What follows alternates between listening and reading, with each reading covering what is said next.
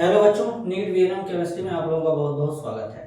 तो जब भी हम फिजिकल केमिस्ट्री कर रहे होते हैं, जहाँ जो some basic concept of chemistry है, तो उसमें बेसिकली हमको इक्विवेलेंट वेट निकालने नहीं आता है कि आखिरकार इक्विवेलेंट वेट को कैसे निकाला जाए। तो आज के वीडियो में हम लोग सीखेंगे कि कैसे किसी भी element, molecule, ion, compound, acid, base के लिए इक्विवेलेंट वेट हम लोग निकाल सकते हैं। मतलब किसी भी कंपाउंड के लिए, बोले कि किसी भी स्पीशीज के लिए इक्विवेलेंट वेट कैसे निकाला जाता है, आज के लेक्चर में हम लोग सीखेंगे। तो देखिए कैसे निकाला जाएगा। सबसे पहले ये समझते हैं कि इक्विवेलेंट वेट होता क्या है। देखिए जो इक्विवेलेंट वेट होता है, शॉर्ट में इसे ईडब्ल्यू लिखेंगे।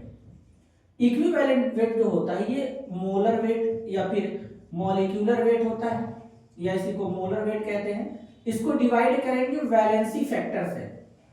वैलेंसी फैक्टर से, वैलेंसी फैक्टर को शॉर्ट में वीएफ लिखेंगे। ठीक है, तो जब कभी भी अगर हम मॉलिक्यूलर वेट या मोलर वेट को वैलेंसी फैक्टर से डिवाइड करेंगे तो जो निकल करके हमको वैल्यू मिलेगा उसको इक्विवेलेंट वेट कहते हैं। अब इक्विवेलेंट वेट को कैसे निकालेंगे, सबसे पहले ये समझते हैं।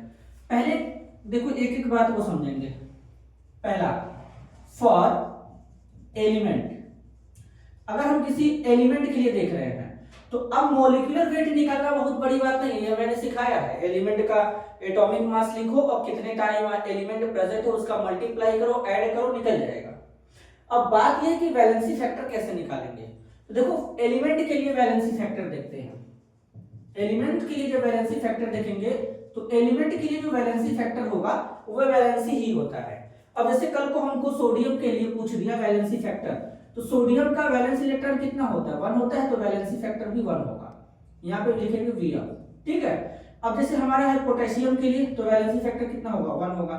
एल्यूमिनियम के लिए है तो कितना होगा, 3 होगा। मैग्नीशियम के लिए है तो कितना होगा, 2 होगा। तो इस बिहाफ पर हम निकालते हैं वैलेंसी फैक्टर किसी मेटल के लिए। जो नंबर वैलेंसी होगा वही वैलेंसी फैक्टर हो जाएगा।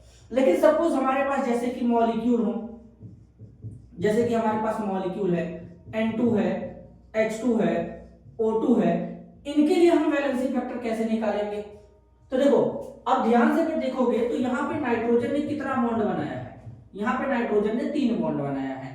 अब ये 3 इलेक्ट्रॉन इसका शेयर होगा, 3 इलेक्ट्रॉन इसका शेयर होगा, तो यहाँ टोटल इलेक्ट्रॉन कितने हुए, 6 हुए। तो कितने शेयर्ड इलेक्ट्रॉन है वो वैलेंसी फैक्टर हो जाएगा। बात समझ आ रहा है। अब जैसे हाइड्रोजन में वैलेंसी फैक्टर कितना होगा, 2 हो जाएगा। हाइड्रोजन हाइड्रोजन हाइड्रोजन के बीच में क्या होता है, सिंगल बॉन्ड होता है, एक एक इलेक्ट्रॉन शेयर हुए हैं। ऑक्सीजन ऑक्सीजन के बीच में डबल बॉन्ड होता है, 2 इलेक्ट्रॉन इसका, 2 इलेक्ट्रॉन इसका, तो इसका वैलेंसी फैक्टर कितना होगा, 4 होगा। जैसे कल को हमको Cl2 दे दिया तो वैलेंसी फैक्टर कितना होगा, इसका वैलेंसी फैक्टर हो जाएगा 2। क्यों, एक इलेक्ट्रॉन इसका शेयर, एक इलेक्ट्रॉन इसका शेयर है। बात समझ में आ गया। तो इस बिहाफ पर हम लोग करते हैं। क्लियर है। अब सपोज हमारे पास कोई यहां पे प्रेजेंट है आयन, फॉर आयन, तो आयन के लिए हम लोग जो वैलेंसी फैक्टर निकालते हैं, अब चार्ज आन, अब वो चाहे चार्ज हो कैटायन का या फिर एनायन का, वही वैलेंसी फैक्टर होगा। जैसे सपोज हमारे पास है सोडियम कार्बोनेट Na2CO3। अब Na2CO3 का हम वैलेंसी फैक्टर निकालेंगे तो अगर तुम इसको ब्रेक करोगे तो ये कुछ इस तरीके से ब्रेक होगा, 2Na प्लस CO3 माइनस 2। अब किसी का भी चार्ज ले सकते हैं। सपोज हम कैटायन का चार्ज ले लेते हैं, तो कैटायन का चार्ज लेंगे तो 2 इंटू कहां से आ गया, देखो यहाँ पे 2 टाइम्स प्रेजेंट है। चार्ज क्या है, +1 का है, तो कितना आ जाएगा, 2 आ जाएगा। क्लियर है। इस तरीके से अगर इसके लिए भी निकालोगे तो 2, देखो अब एक टाइम प्रेजेंट तो 1 इंटू चार्ज कितना है, 2 आ गया। तो इस तरीके से निकालेंगे। कल को हमारे पास यहाँ पे दे दिया, पता समझो K4 FeCN6। अब इसके लिए हम वैलेंसी फैक्टर निकाल रहे हैं, तो कैसे निकालेंगे। अगर तुम पोटेशियम फेरोसाइनाइड को ब्रेक करोगे तो 4K प्लस Fe, यहाँ पे आ जाएगा Cn, यहाँ पे 6, ठीक है, 4 माइनस। अब इसका वैलेंसी फैक्टर चाहिए तो तुम यहाँ पे पोटेशियम कितने बार है, 4 बार है, तो 4 इंटू चार्ज कितना है, 1 है, तो यहाँ पे 1 बराबर कितना आ जाएगा, वैलेंसी फैक्टर वो 4 आ जाएगा। अगर इससे चल लेते तो एक टाइम प्रेजेंट है, कोफिशिएंट केवल एक है, तो एक टाइम प्रेजेंट है तो 4 × 1 वहां भी 4 आ जाएगा। तो इस बिहार पे तुम वैलेंसी फैक्टर निकाल सकते हो किसी के लिए भी। क्लियर है? अगर मान लो हम KCl के लिए वैलेंसी फैक्टर निकाल रहे हैं तो K प्लस होता है, Cl माइनस होता है, तो वैलेंसी फैक्टर अगर हम निकालेंगे KCl के लिए तो देखो पोटेंशियल अब एक ही टाइम प्रेजेंट है तो 1 × 1 कितना आ जाएगा, 1 आ जाएगा। क्लियर है? तो किसी भी एलिमेंट का, मॉलिक्यूल का, अब आयनिक कंपाउंड है तो उसके लिए वैलेंसी फैक्टर, यानी जिससे सपोज ये साल्ट थे तो इनका वैलेंसी फैक्टर कैसे निकालेंगे, जैसे हमारे पास है मान लो यहाँ पे कैल्शियम सल्फेट, कैल्शियम सल्फेट के लिए वैलेंसी फैक्टर हमको निकालना है, तो कैसे निकालेंगे? देखो यहाँ पे कैल्शियम पे +2 चार्ज होता है, SO4 पे -2, तो अब कितने टाइम प्रेजेंट है, 1 टाइम प्रेजेंट है, तो 1 × 2 कितना आ गया, 2 आ गया। क्लियर है? अब चाहे कैटायन से निकालो चाहे एनायन से, वो वैल्यू सेम आने वाला है, उसमें कोई शक नहीं है।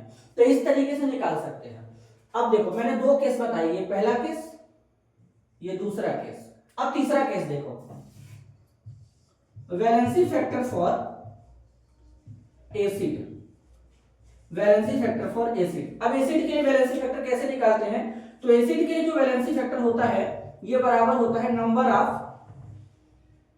गिवन H+, कितना वो H+ दे सकता है। क्लियर है? अब जैसे HCl के लिए देखोगे तो HCl हमारा कितना H+ दे सकता है, 1 दे सकता है, तो इसके लिए वैलेंसी फैक्टर कितना आ जाएगा, 1 आ जाएगा। अगर हमारे पास H2SO4 है तो ये H+ कितना दे सकता है, 2 दे सकता है, तो वैलेंसी फैक्टर 2 आ जाएगा।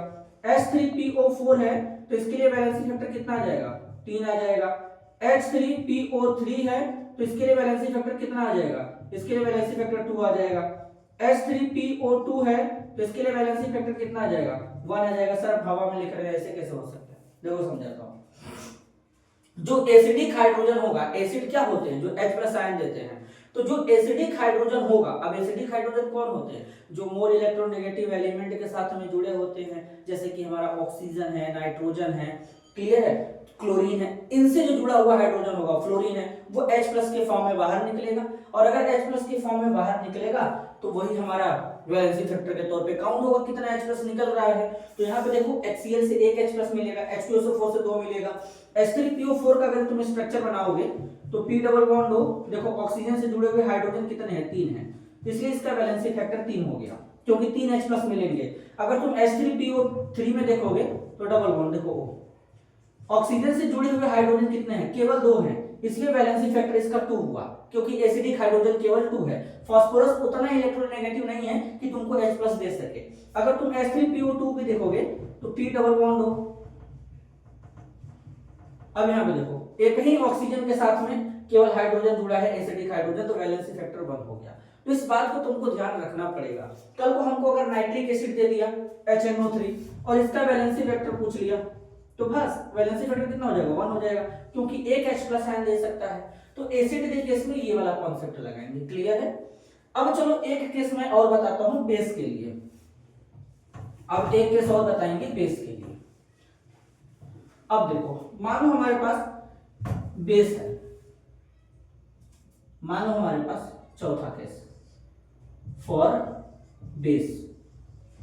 तो बेस के केस में क्या होगा, number of OH minus, number of given OH minus, कितना वो OH माइनस दे सकता है। ठीक है, जैसे अब कल को NaOH है तो NaOH के लिए वैलेंसी फैक्टर कितना होगा, 1 होगा, केवल एक ही OH माइनस दे सकता है ना। हमारे पास कैल्शियम हाइड्रोक्साइड है, बेस है, इसके लिए वैलेंसी फैक्टर कितना होगा, 2 होगा, क्योंकि 2 OH माइनस दे सकता है। हमारे पास एल्युमिनियम हाइड्रोक्साइड है, हालांकि एल्युमिनियम हाइड्रोक्साइड हमारा एम्फोटेरिक नेचर का होता है, लेकिन फिर भी अगर हमारा 3 OH माइनस देगा तो इसके लिए वैलेंसी फैक्टर कितना हो जाएगा, 3 हो जाएगा। हमारे पास मान लो जैसे ये है KOH है, ठीक है, बेरियम हाइड्रोक्साइड है, तो इन सब के लिए इसके लिए वैलेंसी फैक्टर कितना हो जाएगा, 1, इसके लिए वैलेंसी फैक्टर कितना हो जाएगा, 2, मतलब कितना OH देगा माइनस के फॉर्म में वो उसका वैलेंसी फैक्टर हो जाएगा। तो इस तरीके से हम लोग वैलेंसी फैक्टर निकाल सकते हैं, इस तरीके से हम लोग वैलेंसी फैक्टर निकाल सकते हैं। अच्छा तुम्हारे बात में ये भी दिमाग में ये भी आ रहा हो कि कल को अगर हमको दे दिया कैल्शियम ऑक्साइड, अब कैल्शियम ऑक्साइड भी क्या है, एक बेस है, तो इसका वैलेंसी फैक्टर कैसे निकालेंगे, इसमें तो OH माइनस है ही नहीं, तो इसको तुम ऐसे ब्रेक करो, +2 -2।